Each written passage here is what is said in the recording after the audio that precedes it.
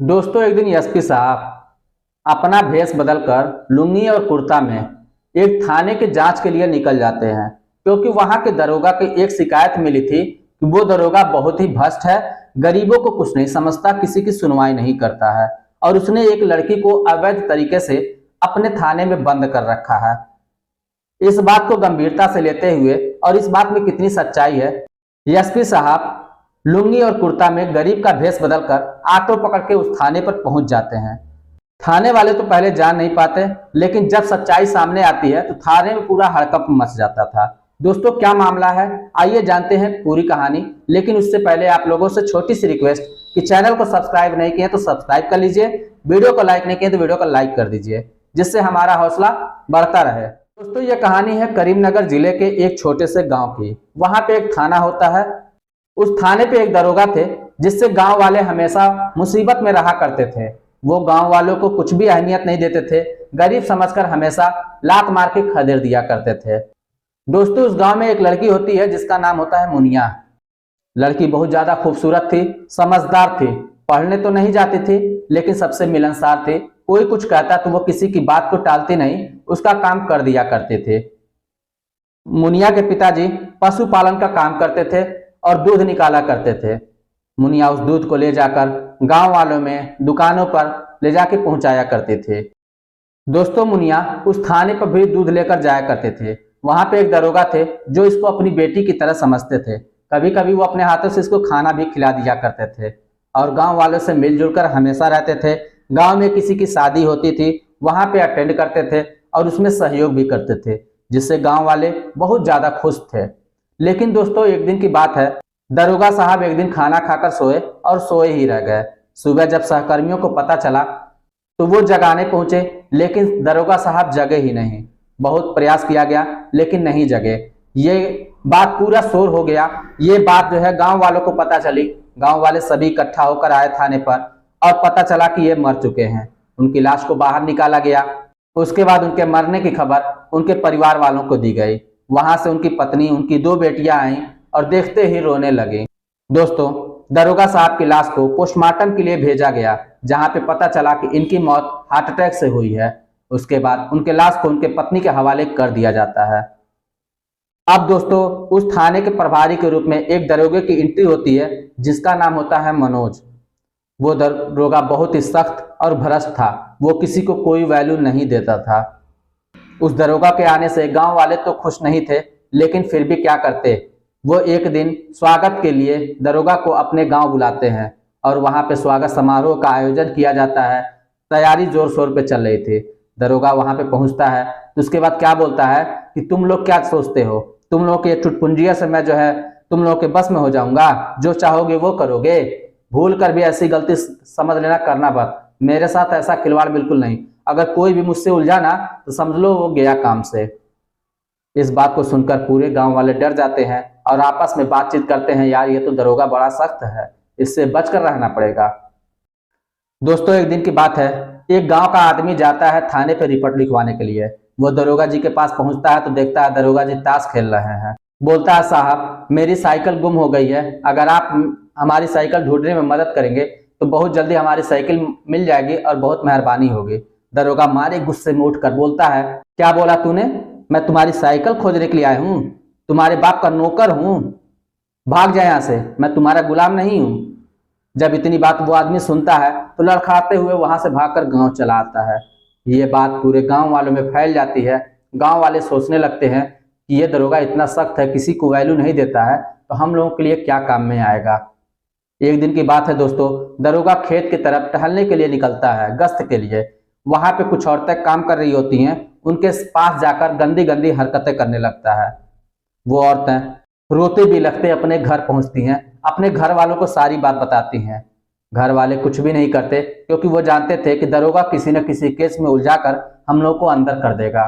दोस्तों एक दिन की बात है, मुनिया जो थाने पे दूध लेकर जाया करती थी, वो थाने पे फिर से दूध लेकर पहुंचती है। वहां पे देखती है दरोगा साहब ताश खेल रहे हैं। बोलती है कि साहब दूध ले लीजिए। जब वो दरोगा मुनिया को देखता है तो वो उस पर फिदा हो जाता है, उसके करीब में आता है, उसके हाथों को पकड़ लेता है, उसके बालों को सूंघने लगता है। मुनिया बोलती है, अपना दूध ले लो, मैं चलती हूँ, लेना हो तो लो। अब जब इतनी बात सुनता है दरोगा तो वो बोलता है मैं दरोगा हूँ, मुझे तुम कैसे कह दिया? बोलता तुमने मुझे तुम कहा, दरोगा को तुम कहा। मुनिया बोलती है मैं आपको बोली हूँ, वर्दी को नहीं बोली हूँ। दरोगा बोलता है तुमको इतना ज्यादा गर्मी है, घबराओ नहीं, किसी दिन मेरे पल्ले पड़ोगी ना तो सारी चर्बी निकाल देंगे। मुनिया बोलती है जो करना होगा कर लेना, फिलहाल दूध लो, मैं जा रही हूँ। यह कहकर दूध वहीं टेबल पर रख देती है और चली जाती है। अब ये बात दरोगा को एकदम दिल से चुभ गई थी। अब वो सोच रहा था कि लड़की होकर मुझे ये सब सुना कर चली गई। अब उसके पीछे लग जाता है कि किस तरीके से मैं इसको उलझाऊं। मुनिया भी ये सोच ही लेती है कि कहीं ना कहीं मुझे उलझाएगा जरूर, लेकिन ये सारी बातें अपने पिताजी से नहीं बताती है। एक दिन की बात है दोस्तों, मुनिया दूध लेकर आ रही थी तो रास्ते में कुछ लड़के उसके साथ बदतमीजी करना शुरू कर देते हैं। इसी बदतमीजी करने के दौरान एक लड़का उसके डिब्बे को बदल देता है और इतनी सफाई से बदलता है कि मुनिया को कुछ पता ही नहीं चल पाता कि उसके साथ क्या हो रहा है। जब वो लड़के अपना काम कर लेते हैं, डिब्बा बदल देते हैं, उसके बाद वहां से चले जाते हैं। थोड़े समय के बाद फिर वहां पे दरोगा पहुंचता है और बोलता है मुनिया तुम इधर पे कहाँ? बोलती है साहब मैं दूध लेकर जा रहे थे। बोलता अच्छा ठीक है, डिब्बा दिखाओ, दूध ही है कि कुछ और है? वो डिब्बा खोलती है तो उसमें दूध होता है। उसके बाद फिर जाने लगती है तो बोलती है दूसरा डिब्बा कौन खोलेगा, तेरा बाप? ये कहकर दरोगा खुद करीब पहुंचता है और दूसरे डिब्बे को ओपन करता है। जब देखता है कि उसमें शराब, बोलता तुम अवैध में शराब बेचती हो, लोगों को मदहोश करना चाहती हो, मैं इसके जुर्म में तुम्हें गिरफ्तार करता हूं। यह कहकर मुनिया को वो दरोगा हथकड़ी पहना के अपनी गाड़ी में बिठा लेता है और लेकर थाने में आके लॉकअप में डाल देता है। जब रात होती है तो मुनिया को अपने बेल्ट से बहुत मार मारता है। मुनिया चिल्लाती रहती है। उसकी चीख और चिल्लाहट सुनकर जो पास में और कैदी थे वो तड़प कर रह जाते हैं। यह सिलसिला कई दिनों तक चलता रहता है। इसी दौरान उसके पिताजी जाते हैं और बोलते हैं साहब मेरी बेटी को छोड़ दीजिए, मेरी बेटी बेकसूर है। लेकिन दरोगा मुनिया की बाप का बात कुछ भी नहीं सुनता। कहता है ये कि शराब जो है का अवैध धंधा कर रही थी, मैंने इसको रंगे हाथों पकड़ा है, इसे मैं बिल्कुल नहीं छोड़ सकता। मुनिया बोलती है बाबूजी मैं जो है घर से दूध लेकर निकली थी, कैसे शराब बन गया मुझे खुद भी नहीं पता। मुनिया के पिताजी दरोगा का पांव पकड़ते हैं और कहते हैं साहब मेरी बेटी बेकसूर है, इसे जरूर छोड़ दीजिए। दरोगा कहता है कि एक बार मैं तुमको बोला तुम्हें समझ में नहीं आया? इतना कहकर लात मार के खदेड़ देता है। मुनिया के पिताजी रोते हुए घर चले आते हैं, गांव वालों को सारी बात बताते हैं। गांव वाले बहुत दुखी होते हैं।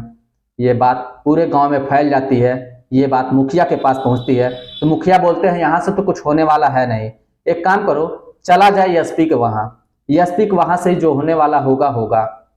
मुखिया और मुनिया के पिता दोनों लोग वहां एसपी के वहां पहुंचते हैं।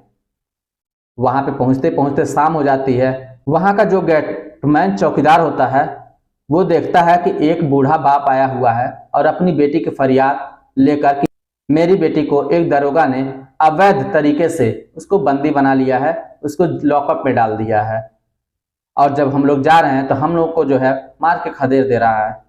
जब ये सारी बातें सुनते हैं एसपी साहब तो वो बोलते हैं अब बहुत हो गया, अब मैं इस बात की तह तक जाऊंगा, क्योंकि ये मैटर पहली बार नहीं था, ऐसा बहुत बार हुआ था। बहुत बार शिकायत आई थी गरीबों के साथ जो है कोई सहूलियत नहीं बरती जा रही है, उनको जो है एकदम दुरकार दिया जा रहा है। तो सोचते हैं कि अब इंसाफ होगा, अब मैं वहां पे जाऊंगा और मामले के तह तक पहुंचूंगा, अगर दोषी मिला तो फिर उसकी खैर नहीं है। ये मन में सोचकर एसपी साहब अपना भेष बदलते हैं, लुंगी और कुर्ते में वहां से निकल जाते हैं। अपनी कार जो होती है उसको साइड में छोड़ देते हैं, ऑटो पकड़ते हैं, ऑटो से चल देते हैं। रास्ते भर सोचते हैं कि क्या बताओ मेरे ही विभाग के लोग जो हैं वो अपने ही विभाग का मजाक बना रहे हैं। आज मैं जिसे मैं पा गया ना अगर दोस्त, फिर उसकी खैर नहीं है, फिर उसका क्या होगा मालिक ईश्वर ही जाने। ये सोचते ही रहते हैं। सोचते सोचते वहां पे पहुंच जाते हैं।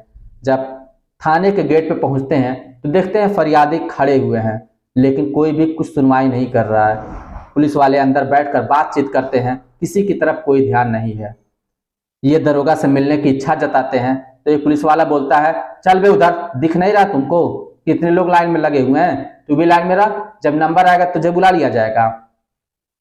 अब एसपी साहब को काफी गुस्सा आ रहा था, लेकिन वो कुछ बोलते नहीं है, चुपचाप एक किनारे खड़े हो जाते हैं। कुछ देर के बाद फिर वो अंदर जाते हैं तो देखते हैं सारे पुलिस वाले बस काम काज बातचीत इसी तरह से कर रहे हैं। फरियादी द्वार पे खड़े हैं लेकिन कोई सुनवाई नहीं है, कोई अहमियत नहीं है। वो एक पुलिस वाले से बात करने की कोशिश करते हैं, लेकिन पुलिस वाला इनकी बातों को नजरअंदाज कर देता है। उसके बाद एसपी साहब बोलते हैं मुझे दरोगा जी से मिलना है। वो पुलिस वाला दरोगा जी के पास इनको लेकर जाता है। जब ये दरोगा जी के पास पूछते हैं तो दरोगा बोलता है क्यों आए हो, क्या काम है तुम्हारा। एसपी साहब बोलते हैं साहब क्या बताएं, आप हमारी भतीजी को जो है लॉकअप में बंद किए हुए हैं, हमारी भतीजी बेकसूर है। दरोगा बोलते हैं तुम्हारी भतीजी बेकसूर है, शराब का अवैध धंधा कर रही थी, रंगों हाथ पकड़े हैं उसको ऐसे कैसे छोड़ देंगे। एसपी साहब बोलते हैं माई बाप मेरी बात सुनिए, भतीजी एकदम बेकसूर है, उसका कोई दोष नहीं, उसको फंसाया जा रहा है। दरोगा बोलते हैं अबे चुप, क्या बातें कर रहा है। बहुत एसपी साहब बहुत ज्यादा हाथ गोड़ जोड़ते हैं, मिन्नतें करते हैं। तब दरोगा और भड़क के जोर जोर से चिल्ला चिल्ला कर बोलता है निकलता है कि उठाओ डंडे, निकल बाहर चल। उसके बाद एसपी साहब बोलते हैं कि ये बताइए इसको किस जुर्म में बंद किए हैं।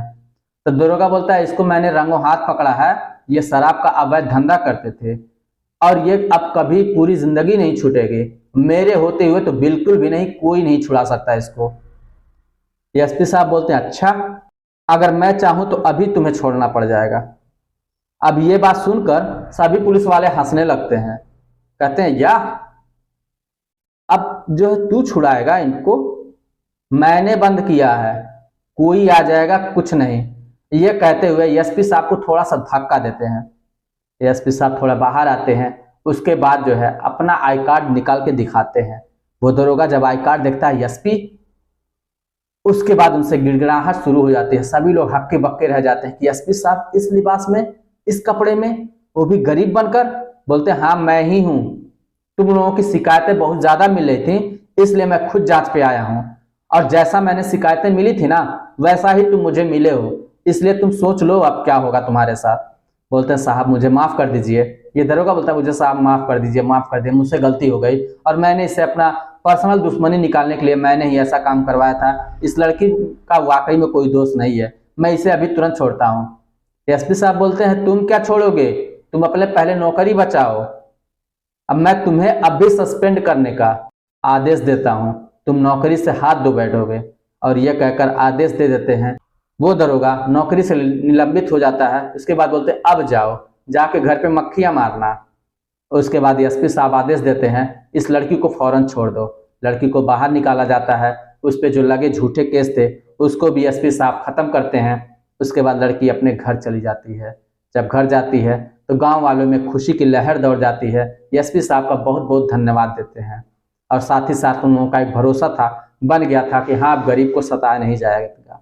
इसी के साथ साथ चारों तरफ खबर फैल गई पुलिस वालों में कि अब कोई भी अगर गरीब को दुत्कारेगा, उसकी फरियाद नहीं सुनेगा, उसकी खैर नहीं है।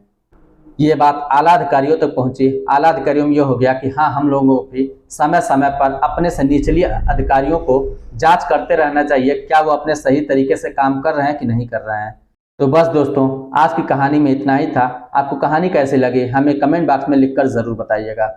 चलिए फिर मिलते हैं नेक्स्ट वीडियो में, तब तक के लिए जय हिंद।